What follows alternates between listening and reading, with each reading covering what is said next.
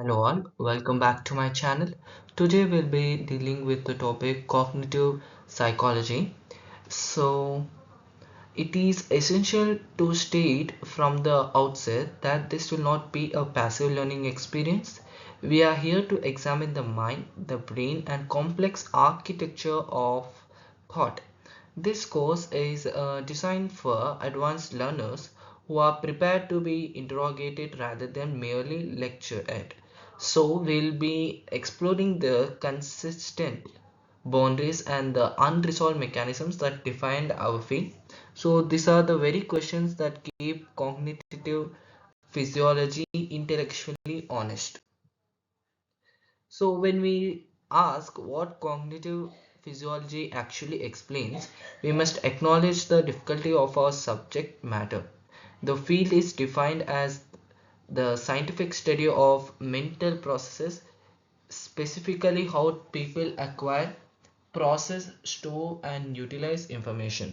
The operative word here is unobservable. We cannot directly view perception, memory, reasoning, or consciousness. We must infer their existence and properties from observed behavior and neural signals. This creates a profound tension. Every claim made about constructs like working memory or attention is a theoretical model rather than a directly measured physical object. You cannot articulate what specific evidence would falsify your cognitive mode model. You do not yet fully understand that model. So, to understand where we are, we must look at our history. This field emerged in the mid 20th century as a direct response to behaviorism, which had notoriously refused to theorize about the internal states of the mind. The cognitive revolution triggered a massive paradigm shift, moving the focus away from simple stimulus response chains towards internal representations and computational processes. It is critical to recognize that we borrowed our central metaphor, the mind as an information processor, from the domain of computing, not from the domain of biology. We began our exploration of the five core areas with perception and attention. The fundamental issue here is the bottleneck problem. Sensory input vastly exceeds our brain's processing capacity. The brain receives roughly 11 billion bits per second, but conscious attention can handle approximately 120 bits per second. Attention is the mechanism or perhaps the metaphor that resolves this massive mismatch. We are still debating the nature of this filter. Broadband's early selection model suggests that filtering occurs before any meaning is extracted from the input. Conversely, Dietrich-Norman's late selection models argue that all input is processed for meaning and the selection happens only at the response level.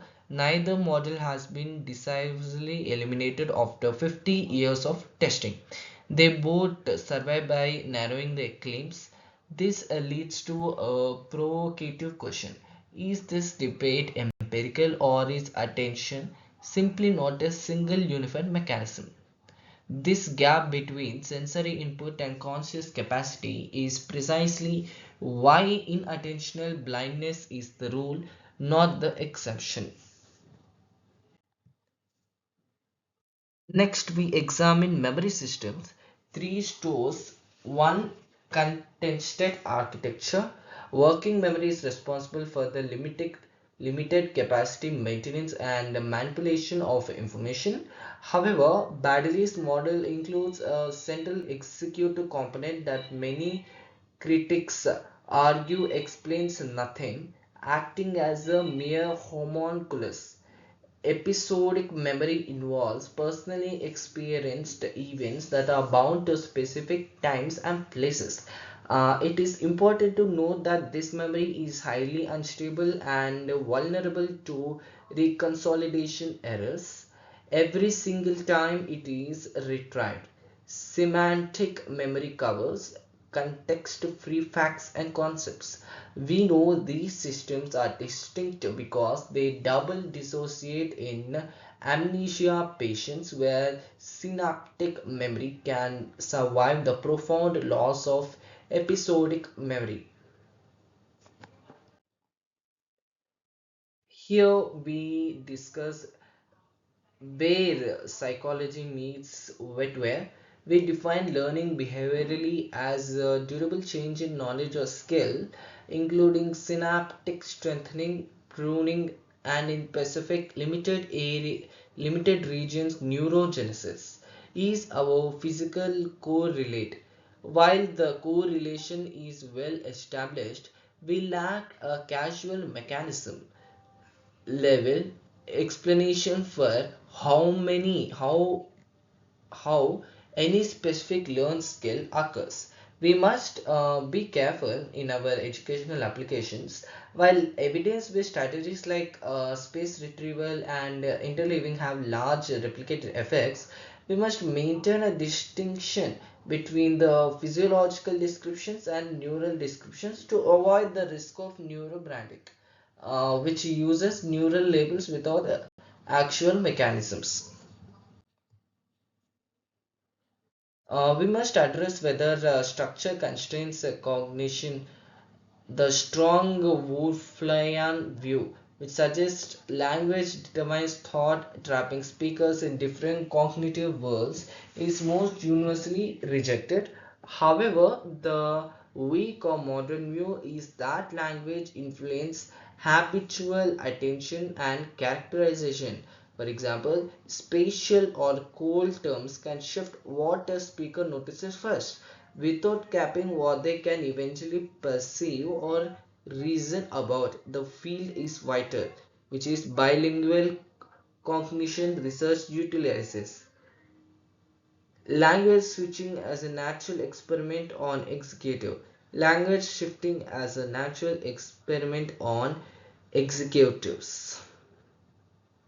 Furthermore, if a thought were entirely independent of language, pre-linguistic infants and languages impaired adults would reason identical to fluent adults on matched tasks, but they do not.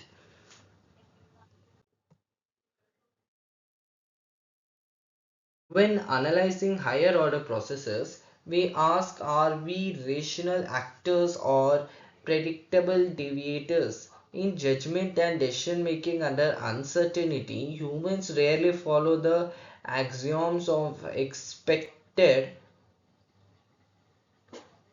utility theory. We utilize heuristics such as availability, representativeness, and anchoring, which produce fast, usually adaptive judgments but also lead to systematic and pre-detectable errors.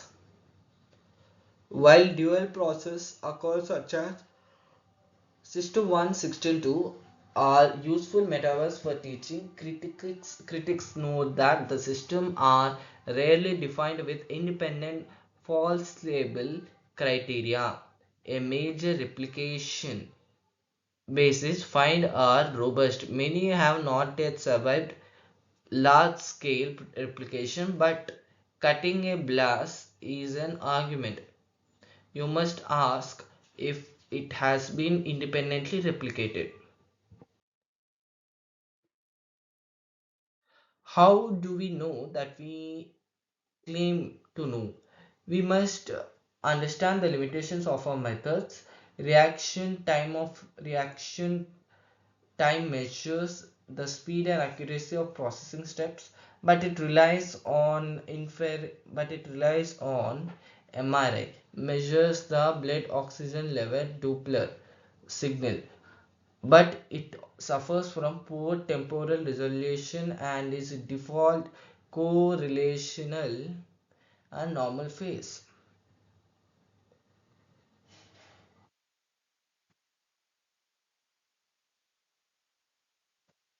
Computational modeling allows for formulated, testable processes theories, but a model that fits behavior is not proof that the mind computes in the specific way. In lesion or neurophysiological studies observe functioning lost their function the functioning has lost in the early stages. So now let's go to the next slide. We must understand cognitive psychology among its neighbors. Cognitive neurosciences is tasked with mapping mental processes into neural substrates, but it relies on cognitive psychology to supply the behavioral phenomena that can then be localized and mechanized. Cognitive science acts as an interdisciplinary umbrella where we combine empirical human performance data alongside computational and philosophical modeling. A risk a recurring failure mode is applied in fields like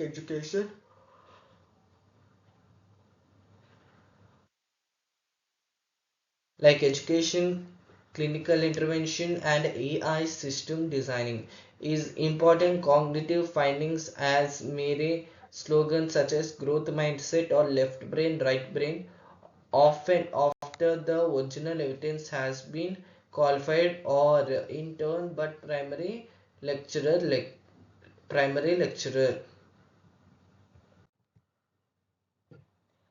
So before we conclude, there are four questions you must be able to define it. If we construct like would working memory capacity is usually examined under it is usually examined under independently of the task used to define it. It is actually explained behavior or just calling it name. When a behavioral affect and its proposal neural collaborate both really which one has explanatory money priority all all kinds of questioning and thus the question which one has explanatory priority and thus the question have a principal answer. Findings you believe have been independently replicated at scale Venus simply reading in textbooks. Why would you be true for your abandoned and favorite cognitive model? And can you name that evidence before you even if you looking it for it? To close, cognitive psychology is not settled science, a live, contested attempt to describe processes that no one see directly using behavior, computation, and neural signal is three imperfect videos into the same hospital. The discipline marries the most romantic